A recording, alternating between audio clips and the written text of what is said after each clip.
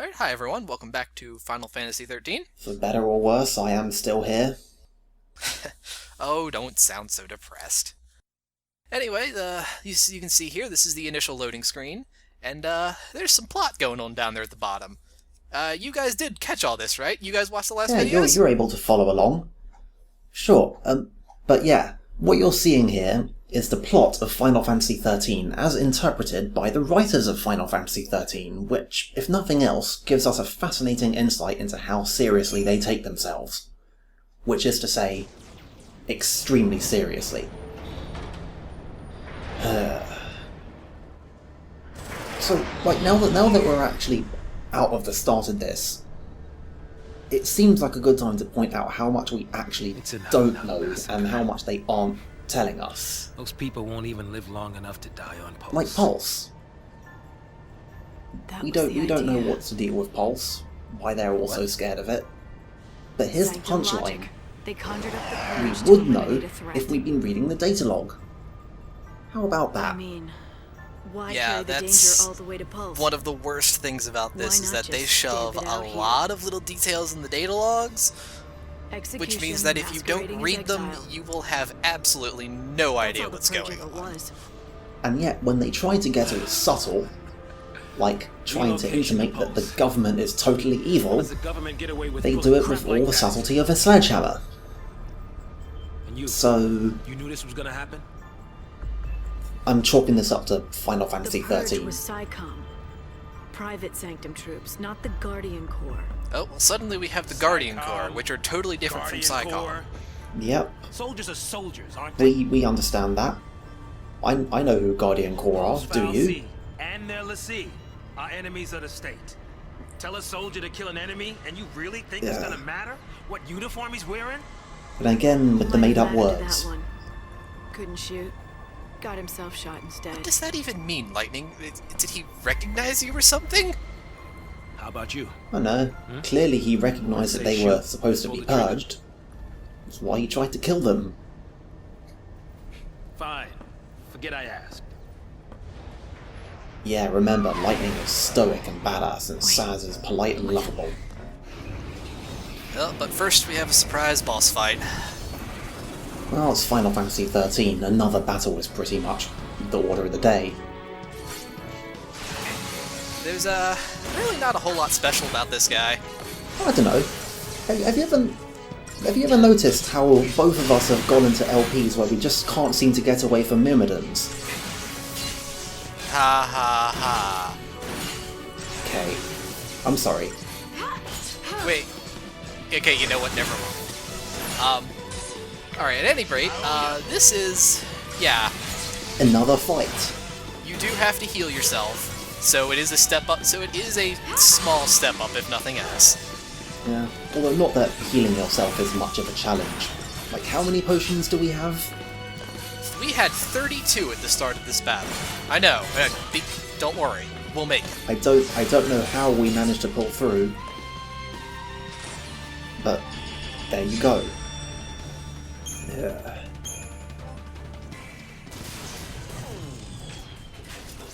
Hey, well, I'm glad that's over. I'm glad we look so cool putting away our weapons. What's that?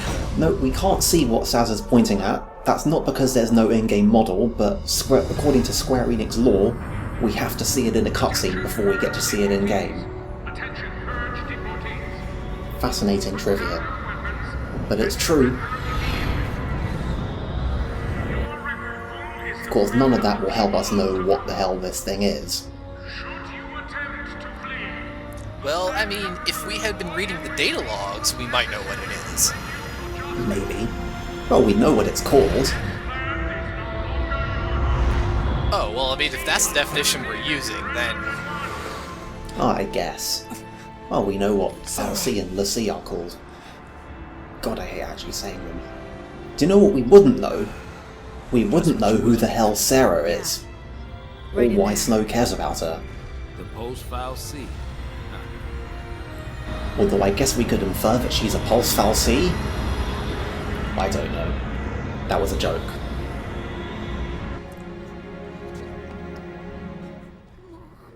Don't worry. We'll be okay. Oh look, Hope's sad. Are you sympathetic? I am. My heart just goes out to him. Oh god, what was that feeling? I feel like I just inhaled something sickeningly sweet. Yeah.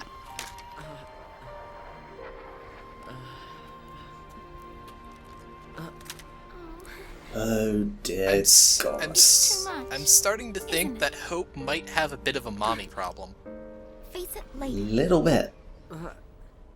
Ciao.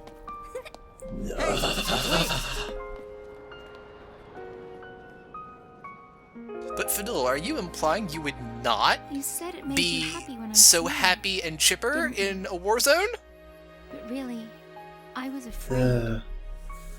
Also, I can't help but notice that we're already somewhat spoiling that Vanille is going through all this in retrospect, and that she's actually not as happy and chippery as she seems.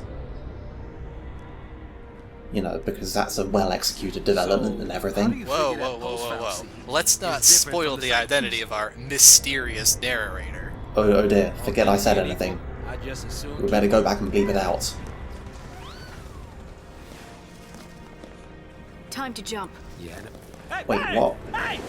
So hey, remember that thing that Saz broke? I remember it. He broke Oh, it. we fixed it. We fixed it. When did we fix it? We fixed it during the cutscene, weren't you paying attention? Oh, of course. Oh, silly of me.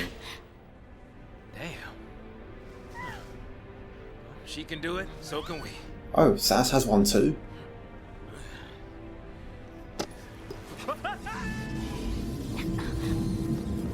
No, he just coincidentally fell exactly where she did. Oh, and what, did she, like, put it down there or something? Did she create a little bubble of anti-gravity? Do the functions of this device matter only according to what's going on in the plot at the time? I don't know. Let's check the data log. Gah, forget I asked. There is a data log on that, just for the record. So hey, Nora. We care about Nora, right? They didn't die. No? They couldn't have died. Oh, I'm sorry. It's true. They could not have died. Absolutely nothing has happened in the very recent history that would have caused the other members of NORA to die. Absolutely nothing. Hey, get a grip, man. What's wrong with you?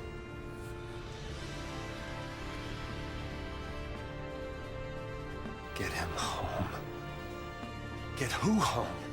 Huh?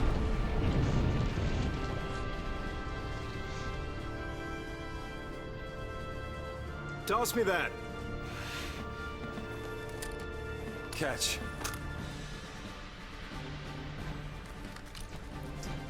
Wait, What are you doing? hang on, what? So what are you afraid of, huh? You're supposed to be the hero.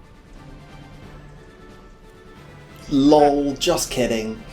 She's Oh, waiting there, ain't Godot, she? you're such a Your lovely kidder. bride to be? And still dropping About details time you that picked we her up. haven't had any exposure to. Yeah. Well, I guess if nothing else, we can infer that Sarah is his fiancée. Now, the important thing in this cutscene just now was those 3 bikes landing in the bridge in the background, but you wouldn't know it from the focus. Now Like, you're talking. it's actually kind of astounding in a game with art direction this good that they managed to mess up a detail like that. Although I guess details aren't really this game's strong suit, so to speak. So, yep, admiring our handiwork here. We're good. Stop that sulking and get your game face on. Inspirational chat there from Godot. Alright, so the power circle. We now have a new weapon. Remember earlier, back in the first video, when I said that I had grudging respect for this game? Somewhat. The weapons kind of factor into that. I like how this game's weapons work. Essentially, nothing in this game is a straight upgrade to another weapon. They all have different strengths and weaknesses, and it actually plays out pretty well. You pick your favorite, and you just upgrade that weapon. Has a semblance of tactics to it. it's rather tidy. So instead of just like, you know, always having the best thing, you have to decide, you know, do you want the weapon that's got really good stats but has some kind of other drawback, or a weapon that's good at staggering, or what? Some good stuff. At any rate, the power circle we just picked up increases our strength and decreases our magic, but since we don't have any magic, that's, you know, kind of a moot point right now. Also, you'll note that Snow's weapon is actually the design on the back of his jacket that fades in and out according to battle, which is a weird detail. I mean, everyone else's weapons kind of make sense in the context of appearing and disappearing. Lightning's got her little sword pouch, and Saz has holsters, but Snow just gets a disappearing emblem.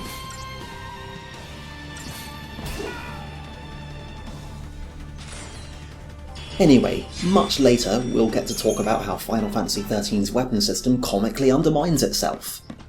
But that's a discussion for another time. For now, we're just going to go back to running slowly along a featureless corridor. Along with our trusty buddy who we're supposed to like and have camaraderie with and associate with, you know, Final Fantasy protagonist squads that we like. Alright, on my go. Right. Although, I don't know, we've got these 3 guards up here.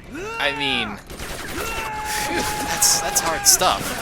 How are we gonna make it? We've never taken out 3 guards in a battle before. And note that, you know, despite our shooting, ambush, and screaming, that they're all still on full health.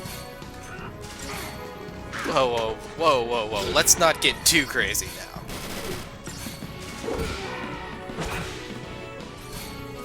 I don't know, I can't bring myself to continue joking about the ways in which this game fails to reflect things that happen in cutscenes. There will be plenty of time to malign the cutscenes. I'm especially thinking of the big one in Chapter 12. Okay, listen to this next comment here. That's a sad sound. Where's the soul? What the hell does that mean? Is this the sound that the crazy future hoverbike makes sad to him?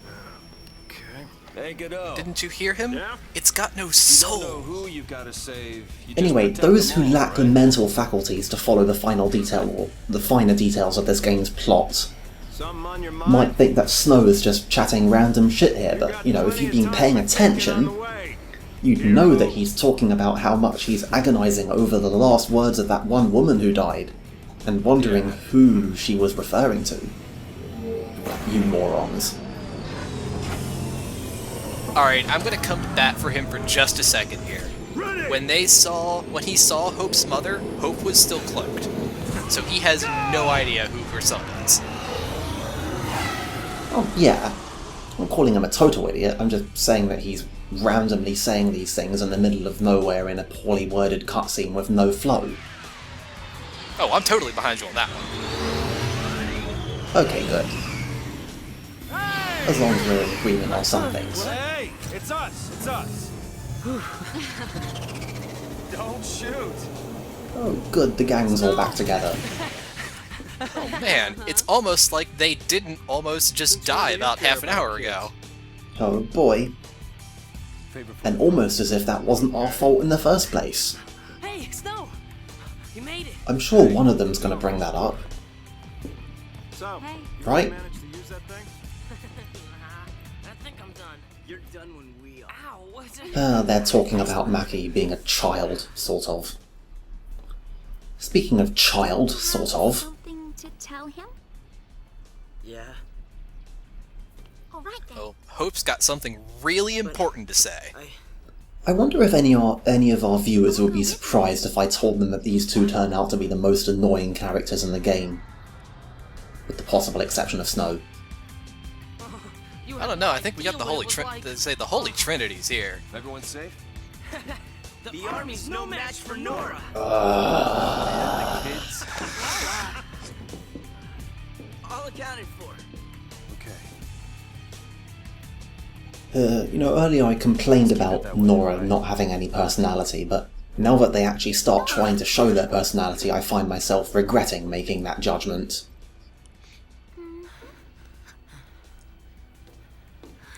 Vanille is going to try her damnedest here to short-circuit the next, like, 8 chapters of plot. But we can't have that. You can't derail the plot of Final Fantasy XIII. You got it. Say hi to the I missus. guess you could say, there's no getting off of this train we're on. Jason, I take care of the kids. Some husband. Dinner's on I'm me. sorry. Better be home cooking.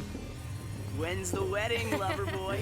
Well, don't worry, none of you are invited. Oh man, We're still going. I gotta go rescue my fiancé? A whole bunch of people just died? That's a great time to joke about the wedding. Later. Wait, hang on. Fiancé? Are they doing that thing again where they drop details with absolutely no introduction? We're past the first half hour of the game, it's not the time for that. Now's when you're supposed to start getting us to sympathise with these damn characters. Yeah, about that. At any rate, we have, we have briefly been dropped into control of Hope. We can look around, but, you see, we're pretty much intended to go hijack that other bike. Yeah, see, here's a question. What is the point of this section? Just have to survive. Like, we get control of Hope and we get to walk him along a bridge to where he's going. This to NORA. Why have we been given this little piece of gameplay? What happens during this bit that could not have happened in a cutscene? What? What was it?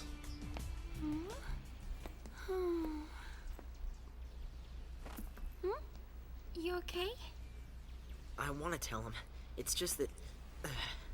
Really starting to feel the mommy issues thing. Little bit. Say, you know how to fly this? Yeah? Of course. So? Oh yeah, totally. I learned, you know, I had a little side project in hoverbike training when I was in school. That way. Totally a thing. And yet he still needs to be told which way to go. If we go in there, that thing could... It could make us l'Cie. Note that we still have no idea what a l'Cie is and why that's a bad thing. You can do it. But we're totally going to take his word for it.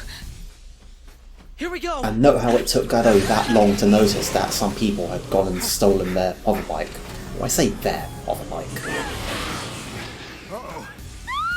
Hope is really selling us on that whole I can fly this thing. Get back here! You hear me? Hey!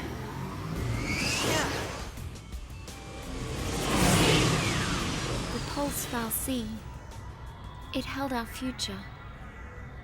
And our fate. So, we're saying that the narrator might not be Vanille? Is that what you're saying? I don't know. I guess we'll just have to find out next time. Oh shit. Cliffhangers. Yep, this marks the end of Chapter 1, so we will see you guys next time for the start of Chapter 2. Maybe we'll actually get to play an interesting part of the game this time. I'm just kidding.